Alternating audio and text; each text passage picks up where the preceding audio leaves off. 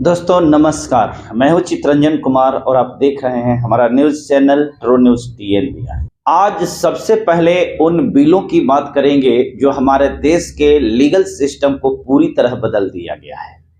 आमतौर पर आपने IPC, CRPC जैसे शब्द सुने होंगे। वकील और पुलिस वालों का तो इससे रोज पाला पड़ता है। किसी को सजा होती है तो कोई जज साहब इन धाराओं के तहत ही सारे फैसले सुनाते हैं, सजा लेते हैं, ट्रायल सुनते हैं। लेकिन अब अंग्रेजों के जमाने के कानूनों से देश को आजादी मिल गई है। केंद्र सरकार के 3 नए क्रिमिनल बिल लोकसभा से पास हो गए हैं और अब ऐसा कहा जा रहा है कि राज्यसभा से भी इसकी स्वीकृति मिल गई है। अब बस इस पर सिर्फ मुहर लगना अगर बाकी है तो राष्ट्रपति के औपचारिकता बच गई है, फिर तीनों विधायक कानून बन जाएंगे। क्या आप बदलाव होंगे, क्या नए बदलाव होंगे? इन कानूनों से आपकी जिंदगी कैसे बदलेगी? किस अपराध में क्या और कितनी कड़ी सजा होगी? पुलिस और अदालतों की आम आदमी के लिए क्या जवाबदेही होगी? मुद्दा 140 करोड़ देशवासियों से जुड़ा हुआ है दोस्तों। इसलिए आज पब्लिक इंटरेस्ट में भारतीय दंड संहिता की जगह लेने वाले भारतीय न्याय संहिता कानून बनाई गई है। क्या है इसकी पूरी प्रक्रिया? आप इसकी ABCD खुद सुन लीजिए और जान लीजिए। ये कानून पारित होने के बाद कश्मीर से लेकर कन्याकुमारी और द्वारका से लेकर के आसाम तक सभी देश में एक ही प्रकार की न्याय प्रणाली होगी। क्या देश में चले आ रहे 163 वर्ष पुराने कानूनों की छुट्टी हो जाएगी? अंग्रेजों के जमाने से चली आ रही भारतीय दंड संहिता की जगह कौन से 3 नए कानून बदलने वाले हैं? तो आइए हम जानते हैं। पहले इसके हाइलाइट्स जान लीजिए। इनमें पहला बदलाव 1860 में बने IPC यानी इंडियन पिनल कोड की जगह अब भारतीय न्याय संहिता 2023 होगा। कानून में दूसरा बदलाव 1898 में बने CRPC की जगह अब भारतीय नागरिक सुरक्षा संहिता 2023 होगा। कानून में तीसरा बदलाव 1872 में बने इंडियन एविडेंस एक्ट की जगह अब भारतीय साक्ष्य संहिता 2023 लेगा। 2019 में तीनों नए कानूनों का खाका केंद्र सरकार ने तैयार कर लिया था, लेकिन इन्हें लोकसभा में पहुंचने में 4 साल लगे। कश्मीर से कन्याकुमारी और द्वारका से लेकर असम तक सभी देश में एक ही प्रकार का न्याय प्रणाली होगा। दिन बुधवार और तारीख 20 दिसंबर देश के गृह मंत्री अमित शाह संसद भवन में खड़े होकर और नए कानून के फायदे गिना रहे थे और लोगों को समझा रहे थे। बिल तब पास कराया गया जब संसद भवन से 148 सांसद निलंबित थे, लेकिन कहा यह जा रहा है कि 3 घंटा तक लोकसभा में बहस चली और फिर तीनों नए कानूनों पर सदन में मुहर लगे। तीनों क्रिमिनल लॉ बिल लोकसभा में पास हो गई। ऐतिहासिक सदन में करीब करीब 150 साल पुराने 3 कानून जो हमारी क्रिमिनल जस्टिस आपराधिक न्याय प्रणाली को गवर्न करते हैं, वो तीनों कानूनों में मुहर लग गई। पहली बार मोदी जी के नेतृत्व में असंवैधानिक तरीके से पास कराया गया है। जी हां, असंवैधानिक तरीके से।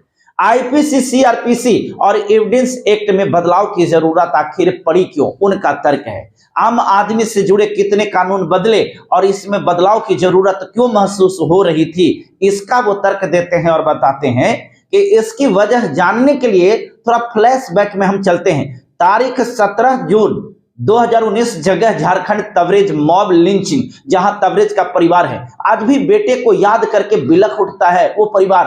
बात 17 जून 2019 की है। झारखंड के सरायकेला में चोरी के आरोप में पकड़े गए तबरेज को एक खंभे से बांधकर बेरहमी से पीटा गया। उसे तब तक पीटा गया जब तक उसकी जान नहीं निकल गई। इस पर तबरेज का परिवार का कहना है फैसला से खुश तो हैं, लेकिन यह फैसला जो आया है, ये फैसला और पहले आया होता तो विशेष खुशी होती। अर्थात लेट से फैसला मिला है। उनकी पत्नी कहती है मेरे जो हस्बैंड को इंसाफ अच्छी तरह से मिल पाता नहीं मिला था। इस केस में 10-10 लोगों को 10-10 साल की सजा मिली, लेकिन नए कानून के हिसाब से इसमें सजाए मौत तक हो सकेगी।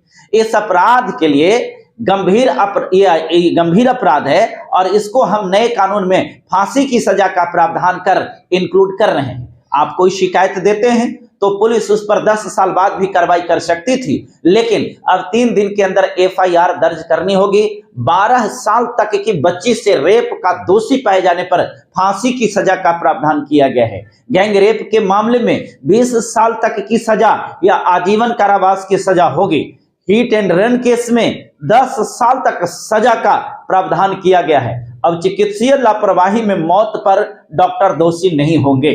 जी हाँ, ये बड़ी खबर है, डॉक्टर दोषी नहीं होंगे। ये जरूरी था कि डॉक्टरों को जो डर है, जो एक प्रेशर था डॉक्टरों के ऊपर के कि मैं गलती करूंगा तो मुझे ही पकड़ लिया जाएगा, इसके लिए कभी भी डॉक्टर राइट ट्रीटमेंट भी नहीं देते थे, कभी कभी रेफर कर देते थे, यहां से छूट जाएंगे, मेरा प्रॉब्लम छूट जाए, ये सब अभी कम हो जाएगा और हम सही ट्रीटमेंट दे पाएंगे, ऐसा डॉक्टर का कहना है। यौन हिंसा के मामले में बयान महिला न्यायिक मजिस्ट्रेट ही दर्ज करेगी।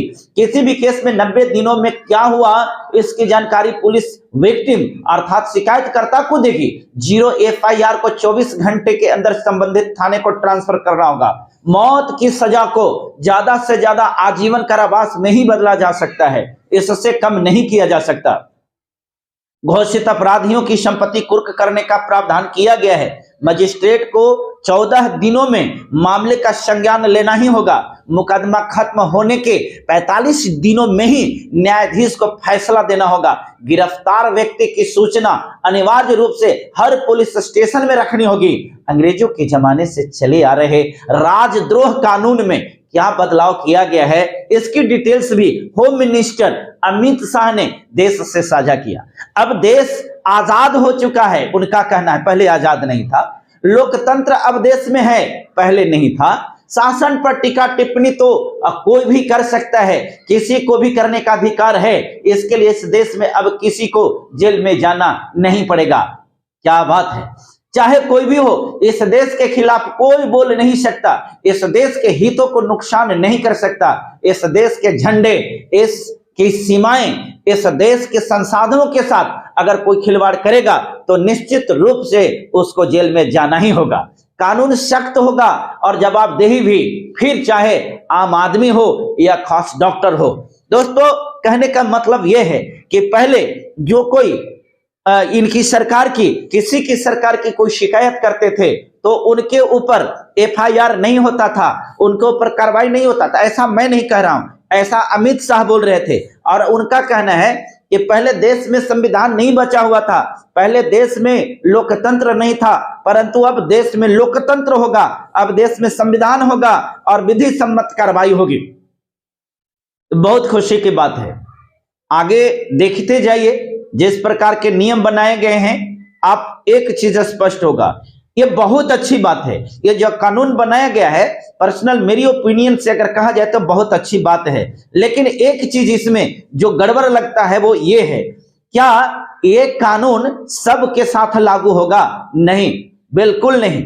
जज के कुर्सी पर बैठे हुए वैसे बेईमान और जातिवाद लोग क्या इन दलितों के साथ हुए शोषण, जुल्म, अत्याचार, हत्या और बलात्कार के लिए जो प्रोविजन बनाए गए हैं, क्या कोई ईमानदार जज होगा जो इस प्रकार को न्याय देगा? नहीं देगा। वो सिर्फ और सिर्फ पैसे का कमाल होगा।